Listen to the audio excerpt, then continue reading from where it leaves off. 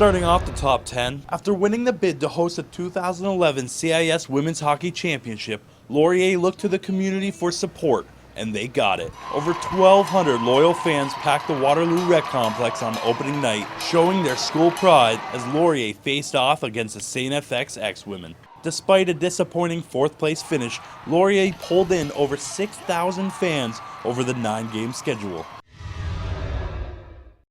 After a roller coaster start to the season, the Laurier football team was looking to turn things around, and what better way to do it than in front of a sold-out crowd of 7,400 fans at homecoming.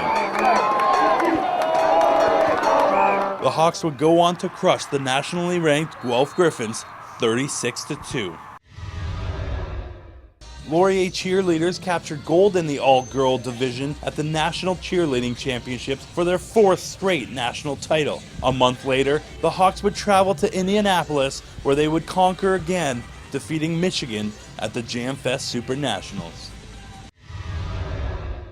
It was former Golden Hawk Greg Pahalski starting off the season atop the men's hockey headlines as he returned as the new head coach. However, goaltender Ryan Daniels would quickly take over the spotlight, not only posting a .929 save percentage for 3rd best in the nation, but doing it while starting all 28 regular season games. Daniels would follow up that performance, starting all 6 postseason games and posting an OUA best .953 save percentage in the playoffs. For his efforts, Daniels was named OUA West Goalie of the Year, OUA West MVP, OUA First Team All-Star, and Team MVP.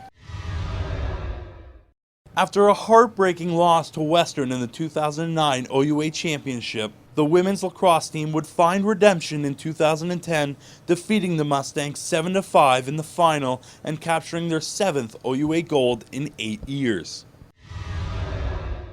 It seems every year the Golden Hawks have an opportunity to show off a strong recruiting class, and this season was no exception. In women's hockey, Laura Brooker finished the season with 19 goals, 5 of which were shorthanded, and was named to both the OUA and CIS All-Rookie team, as well as OUA Rookie of the Year.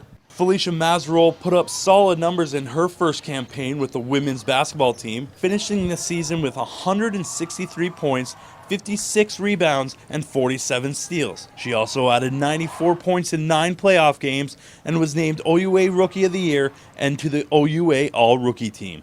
Then there's Patrick Donnelly of the men's basketball team, finishing first in offensive rebounds in the OUA with 72 and adding 96 more on defense. He also put up 270 points in 20 games and was named OUA West Rookie of the Year and received Laurier's own Rich Newbrough Rookie of the Year award.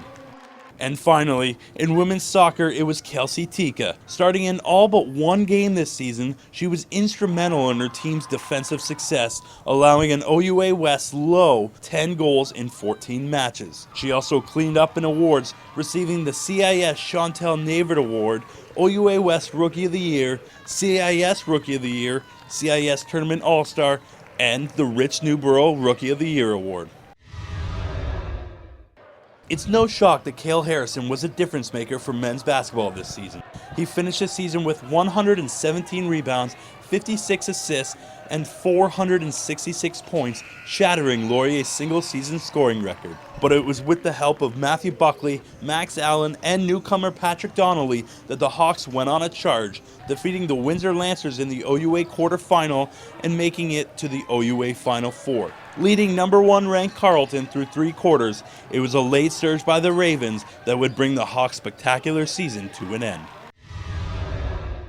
After finishing the regular season 15-7, the women's basketball team did the unthinkable, upsetting the number 5 ranked Western Mustangs in the OUA quarterfinal, achieving a berth in the CIS regional tournament and a spot in the CIS top 10 for the first time in the program's history. At regionals, the Lady Hawks continued their strong play, knocking off UQuam, then in front of 2,000 fans, shocked the hometown number 2 Regina Cougars with an 82-67 win. Despite losing their opening game at Nationals, Laurier would go on to defeat the number 4 Carleton Ravens for the program's first ever win at a national tournament. The Hawks went on to win the consolation final over the number 6 Toronto Varsity Blues, going 2-1 in the tournament. After finishing the regular season with a stellar record of 11-1-2, the women's soccer team would go on a playoff charge, finding themselves in the OUA final against the top team in the country, the Queens Gales. Scoreless through 77 minutes, Allie McKee would find the back of the net with this header, helping Laurier capture their second OUA title in 3 years. The Hawks continued their dominance at Nationals, defeating the number 10 UBC Thunderbirds, then the number 2 Montreal Carabins, to reach the CIS final. Laurier would walk away with CIS silver, however they would dominate the CIS All-Star team, holding 5 of the 11 spots. Coming in at number 1. With third-year skip Laura Crocker at the reins, the women's curling team walked through the OUA Championship, going 10-0, capturing Laurier's 5th OUA Women's Curling title. But they weren't done there. Despite an opening game defeat at Nationals, the Hawks would go on to dominate the rest of the tournament, finishing with a win over Brock in the final, claiming Laurier's 3rd CIS championship in 4 years.